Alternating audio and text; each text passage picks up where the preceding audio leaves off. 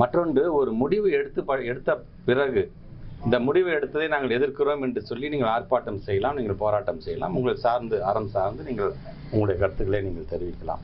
ஆனால் இன்னும் எந்த முடிவுமே எடுக்காம அந்த கருத்துக்களை பெறுகின்ற அளவில் தான் இருக்கின்றோம் என்று சொல்லும் பொழுது, நீங்களாகவே ஒரு எதிர்கட்சியை சார்ந்தீங்கன்னா ஒரு யூகத்தின் அடிப்படையில் நாங்கள் உடனடியாக அதை கண்டித்து நாங்கள் ஆர்ப்பாட்டம் செய்கிறோம் அப்படிங்கிறது அது எந்த விதத்தில் அது முறையாக இருக்கும் என்பதை நீங்கள் தெரிவித்துக் கொள்ள வேண்டும்.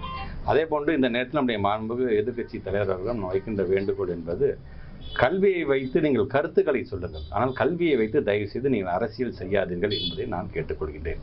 ஆகவே வருகின்ற இந்த கருத்தின் அடிப்படையில் முதலமைச்சருடைய கவனத்திற்கு கொண்டு சென்று முதலமைச்சர் ஒரு நல்ல முடிவை அவர் அறிவிப்பார். அந்த முடிவு வந்ததுக்கு பிறகு நீங்கள் அதை பற்றி நீங்கள் பேசலாமே தவிர கருத்துக்களை தெரிவிக்கலாம் தவிர யூகத்தின் அடிப்படையில் இது போன்ற ஆர்ப்பாட்டங்கள், போராட்டங்கள், உண்ணாவிரதங்கள் அது தேவையற்றது என்பதை என்னுடைய கருத்தாக நான் பதிவு செய்கிறேன்.